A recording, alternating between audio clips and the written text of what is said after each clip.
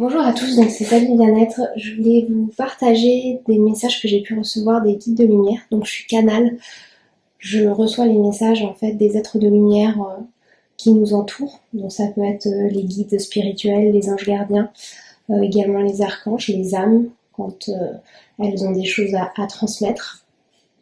Donc voilà, etc. Donc là, j'ai reçu un message général que je voulais vous partager. Donc le début, c'est ne vous découragez pas, le moment tant attendu est proche. Vous souhaitez avoir plus de liberté d'action.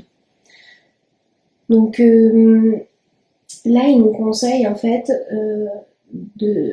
d'avoir un état d'esprit en fait souple, vraiment léger par rapport à tout ce qui se passe et surtout ne pas rentrer en fait dans le jugement, dans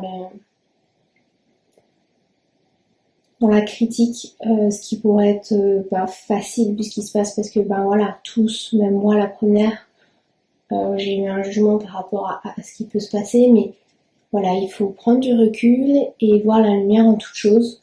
Là, ce qu'il nous dit, c'est faites en sorte de vous satisfaire du nécessaire, soyez heureux en votre simple présence et apprenez à apprécier les bienfaits des petites choses de la vie. À ce moment, vous vous rendrez compte que bien des choses s'offrent à vous et qu'une multitude de possibilités sont à portée de vos mains. En fait, c'est vraiment quand on essaye de se centrer sur soi, vraiment sur le moment présent, et qu'on apprécie chaque moment, chaque instant de ce que l'on peut faire, que là, vraiment, on arrive à voir qu'il y a énormément de choses qui s'ouvrent pour nous.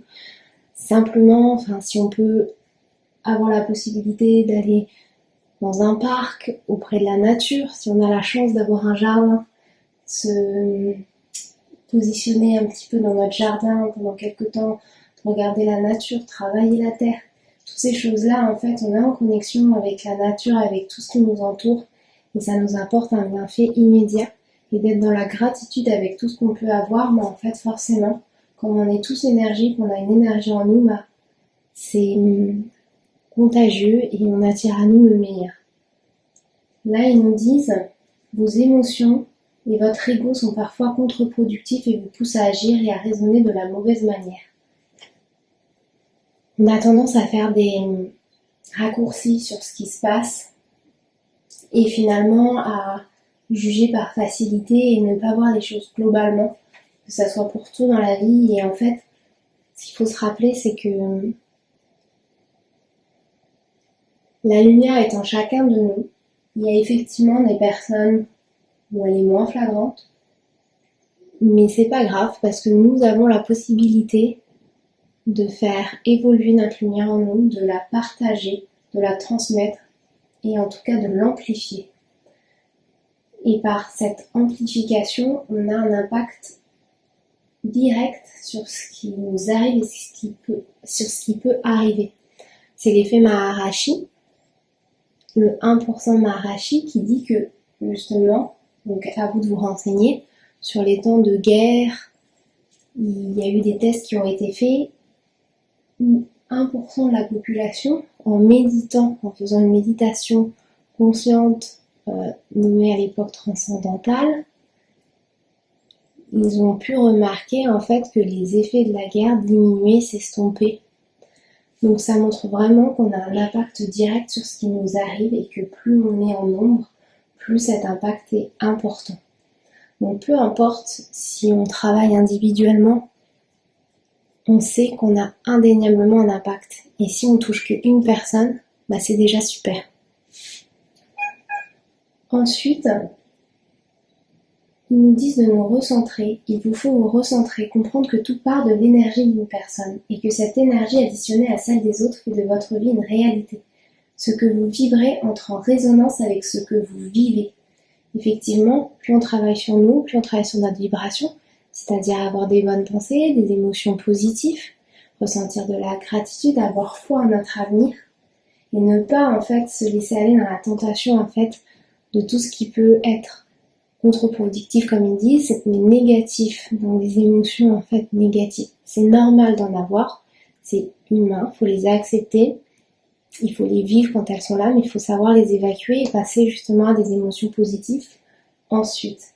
Donc si on vibre du négatif, on attire à nous le négatif. Si on vibre du positif, on attirera le positif. Ça se voit dans tous les jours en fait. Si on rencontre quelqu'un qui est très dépressif et qu'on a l'habitude de traîner avec cette personne-là, on aura tendance à devenir aussi dépressif et où ça nous empiétera beaucoup trop sur notre énergie, sur notre morale et on n'aura qu'une envie, c'est de fuir parce que justement la personne n'entre pas en résonance avec ce que nous vivons. Donc si on veut vibrer des choses positives et qu'on veut attirer à nous des personnes qui sont en alignement avec ce que l'on vibre, il faut faire en sorte de vibrer justement ce sur quoi on veut attirer notre attention. Ce que vous vibrez entre en résonance avec ce que vous vivez. Donc c'est ce qu'ils disent, donc cette phrase elle est très importante. Si vous voulez changer les choses, il ne sert à rien de blâmer, de juger, de s'apitoyer, d'éprouver tout état de colère. Cela ne fait qu'alimenter toutes les énergies en ce sens. La seule et unique chose sur laquelle vous pouvez véritablement avoir un impact, sur lequel vous pouvez travailler, est votre énergie. Il y a des événements, surtout les événements mondiaux qui se déroulent en ce moment, on ne peut pas réellement avoir un impact à nous tout seuls, en tant qu'individu. Il est très difficile, on n'est pas des personnes qui sont dans le pouvoir. La seule chose sur laquelle on peut travailler, c'est sur notre énergie. On sait que l'énergie a un impact direct. Donc là-dessus, il faut vraiment concentrer notre attention. Et c'est efficace. La seule et unique chose sur laquelle vous pouvez véritablement avoir un impact et sur lequel vous pouvez travailler est votre énergie. Faites en sorte qu'elle vibre haut, positivement, et qu'elle illumine autour d'elle tout ce qu'elle touche ou traverse sur son passage. Ainsi, l'effet de transmission se fera de plus en plus intensément et détournera celui engendré par des personnes non scrupuleuses qui décident par le pouvoir qui leur est conféré de jouer de cette énergie pour vous contrôler. Il y a peu de personnes qui sont dans le pouvoir, mais ces peu de personnes-là, elles ont beaucoup compris de choses. Et elles ont compris qu'effectivement, même si ça ne se dit pas, ça ne se parle pas, qu'avec les énergies, on peut faire beaucoup de choses et qu'on peut contrôler beaucoup de personnes. Notamment les énergies, mais aussi les émotions. La peur, ça nous maintient. Et ça permet de contrôler. Donc les médias sont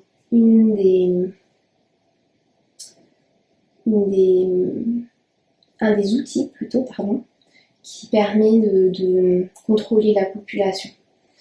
Il faut vraiment faire attention à ce qu'on peut regarder, à ce qu'on peut voir sur les réseaux sociaux parce que voilà, ça peut avoir un impact direct sur notre santé et sur notre façon de voir les choses. Donc prêtons attention. Il y a sûrement des choses très positives à la télé qui nous permettent de prendre conscience de beaucoup de choses. Mais voilà, il faut faire attention à ce que l'on regarde et à ce que l'on pense et surtout toujours se fier à notre intuition, à notre ressenti. Les médias en font partie, donc là ils le disent aussi. Soyez acteur et maître de votre vie et prenez l'habitude d'agir et de penser de manière positive. Ouvrez-vous, ouvrez vos portes à tous ceux qui en ont le besoin et transmettez avec bienveillance les bienfaits de ces vibrations positives. On ne peut pas agir tous de la même manière, mais par rapport à nous, ce qui nous donne des convictions, nos valeurs, ce en quoi on croit, on peut avoir déjà des petites actions sur notre environnement, sur ce qui nous entoure. Si on reprend le conflit Ukraine-Russie, si on est impacté par ce qui se passe et qu'on veut pouvoir aider, on peut faire des donations. Il y a des collectes qui s'organisent un petit peu partout dans les villes, donner des médicaments, des vêtements. On peut même ouvrir nos portes à des réfugiés qui viennent d'Ukraine. Voilà, on peut agir à notre manière par rapport à ce que l'on peut faire et ce que l'on veut faire. Et il n'y a pas de meilleure ou moins bonne action. Donc là, il y a mon chat qui veut participer au message. Elle est souvent là quand je fais des soins. Donc voilà, je vous présente Iris.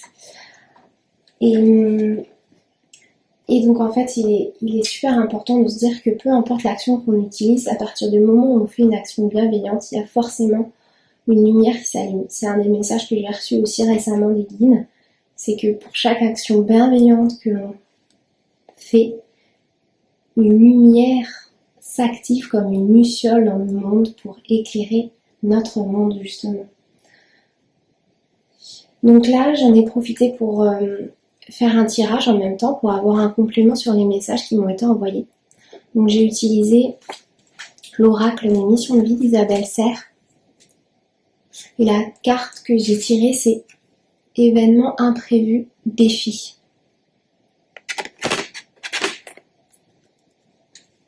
Donc là, comme c'est un tirage général, forcément, comme pour tout, quand c'est pas personnel, il faut vraiment voir ce que ça résonne par rapport à ce qui peut être dit dans le petit livret qui va avec l'oracle. Donc là, au niveau du petit livret, donc l'interprétation que moi j'en donne par rapport à ma compréhension et comment je vois les choses, de comment je les ressens, de ce qui m'a été transmis, c'est qu'on est vraiment dans une phase de transition.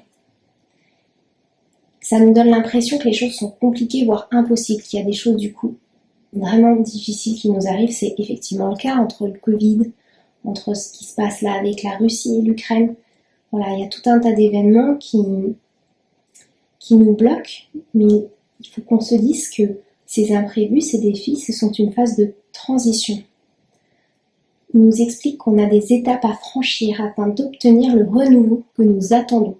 Parce qu'il y a bien un renouveau, ça c'est quelque chose qui revient souvent lors des messages que je peux recevoir, c'est qu'on est vraiment dans une phase qui nous amène vers un renouveau beaucoup plus translucide, beaucoup plus transparent, beaucoup plus sincère, avec un éveil des consciences beaucoup plus élevé.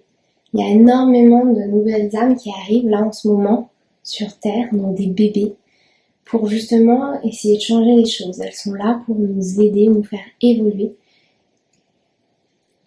Et donc là, au niveau donc du message de cet oracle, il nous demande en fait de ne pas voir les événements imprévus comme des freins ou comme des signes qu'on fait fausse route, parce qu'en fait ce n'est pas du tout le cas, mais que ce sont des défis à relever pour être dans une évolution complète et fluide de ce que nous attendons de notre évolution. Il faut accueillir chaque événement comme une étape supplémentaire vers l'ouverture de nous-mêmes et vers une concrétisation de ce que nous attendons. Il faut rester motivé et déterminé, rester dans des émotions positives et ne pas, comme ils nous l'ont dit juste avant, ne pas se laisser aller dans la tentation de blâmer, de juger, de s'apitoyer, parce que forcément, quand on est dans la critique, on envoie forcément des émotions négatives et on alimente tout ce qui est négatif. C'est d'ailleurs très important et c'est ce que l'on dit en fait de manière générale. Si on veut lutter contre quelque chose, c'est pas la bonne manière de voir les choses. Il faut plutôt agir pour et non lutter contre, parce que sinon, on a malheureusement tendance à alimenter, par exemple si on veut lutter contre la violence, on va alimenter cette violence et toutes les émotions qui vont avec. Il faut agir pour la paix plutôt. Il faut penser pour la paix. Il faut vraiment se centrer sur les émotions positives qui vont avec la paix. Et donc là, ils ajoutent que si le chemin est parfois parsemé de grands virages, tout est là pour que nous puissions être connectés avec notre force intérieure et nos convictions. Donc ça, il ne faut pas l'oublier. Et que les événements imprévus peuvent se présenter sous différentes formes, en lien direct ou non avec d'autres personnes, mais que voilà, il faut vraiment se rappeler qu'ils sont nécessaires pour nous et que tout est en ordre si on reste focalisé sur ce qui est important pour nous en fait. Donc vraiment se recentrer sur l'essentiel, ce qui a du sens pour nous, ce qui est important et d'agir de la meilleure manière selon nous pour faire avancer les choses autour de nous, en nous. Et même si c'est juste pour une petite part de personnes autour de nous, mais c'est toujours ça, parce que ces personnes-là, ça leur fera un impact forcément qui leur donnera aussi envie d'agir à leur manière et forcément les choses vont en crescendo. Donc ensuite, j'ai tiré une carte pour avoir des informations supplémentaires avec l'oracle de Gaïa, de Tony Carmine Salerno. Et donc là, c'est Ganesh qui est ressorti. Et donc là, Ganesh, donc c'est une grande divinité, il nous informe que les obstacles seront écartés, qu'il y a une protection derrière tout ce que nous vivons. Et effectivement, des bonnes énergies qui nous sont envoyées, il y a une protection qui est là pour nous, qui nous est envoyée même outre la terre. Et donc cette divinité, donc c'est une divinité hindoue, elle se montre dans notre jeu aujourd'hui en signe de chance. Donc c'est pour nous rappeler que derrière tous ces imprévus, il y a la chance qui est derrière nous. Et tout ce qui a entravé notre progrès et qui nous empêche d'avancer sera bientôt résolu. Les obstacles sont écartés et on est libre de poursuivre notre route. Donc là, c'est vraiment ce qui nous attend. Nos projets se réaliseront bientôt. Il ne faut pas qu'on oublie que tout a une raison d'être et que les obstacles que nous rencontrons sont en réalité des bienfaits déguisés, une intervention divine. Pourquoi ? Parce que là, ce qu'ils veulent dire, c'est que derrière tout événement, il y a soit quelque chose de positif derrière, soit une leçon à tirer, et en tout cas une évolution de conscience à en tirer. Ce sont des choses dramatiques, mais ce sont des choses sur lesquelles il faut qu'on s'appuie pour justement faire changer les choses, faire changer les mentalités, faire changer notre mentalité et notre façon de voir les choses de façon à vibrer plus de positif pour que justement ce positif soit contagieux et soit transmis sur tout ce qui nous entoure.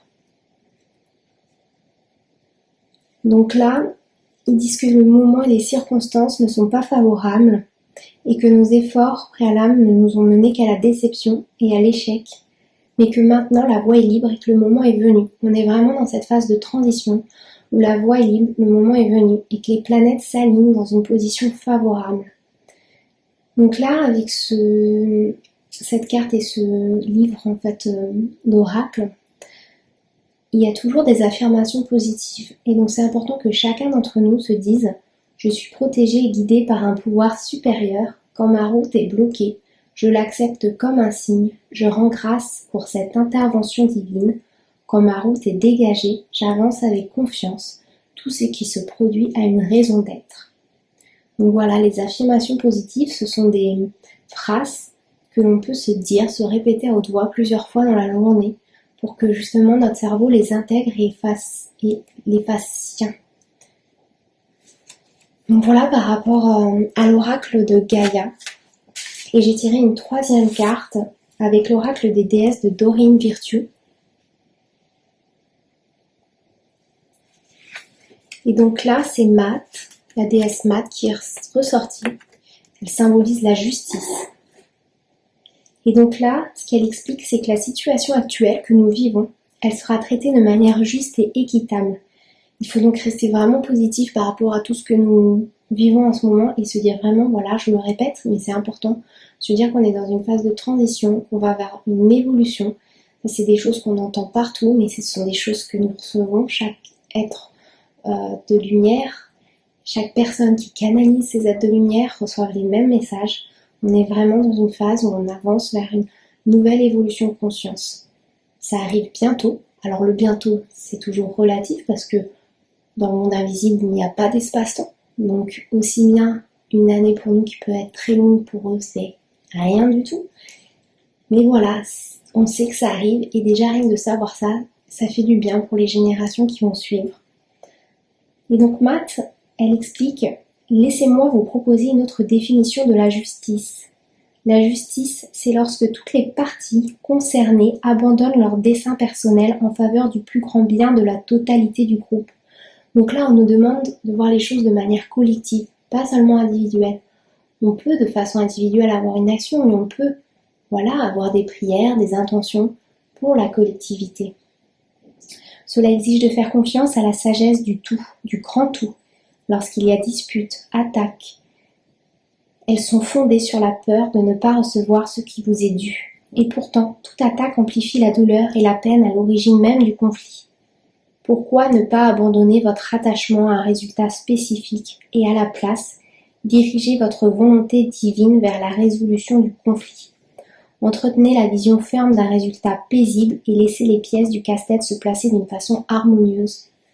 C'est important que chacun à notre niveau, comme on sait qu'on est acteur de notre vie et qu'on a vraiment une influence grâce à notre énergie, c'est de visualiser, c'est ce qu'on appelle aussi la loi de l'attraction, et de visualiser un monde meilleur comme on le verrait.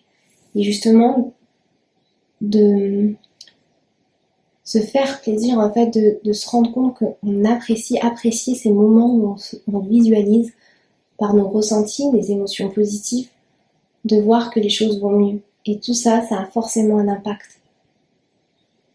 Peut-être qu'il est minime, mais même s'il est minime, il a forcément une incidence. Entretenez la vision ferme d'un résultat paisible et laissez les pièces du casse-tête se placer d'une façon harmonieuse. Donc voilà, on nous dit que justice sera rendue derrière tout ça, et qu'il faut savoir être patient. Et en attendant, la seule chose que l'on peut faire, c'est travailler individuellement, mais aussi collectivement, par nos pensées, par nos émotions, parce que l'on vibre, de voir les choses de manière positive, lumineuse, et ne pas se laisser tenter par ces émotions négatives, par notre ego, qui a tendance à nous laisser aller vers le jugement, la critique. Donc voilà par rapport au message que je voulais vous partager, que j'ai eu, j'espère que ça vous a plu. Donc voilà, c'est ma première vidéo comme ça, et j'espère qu'en tout cas ça va vous parler, que ça va vous faire du bien. Voilà, à bientôt.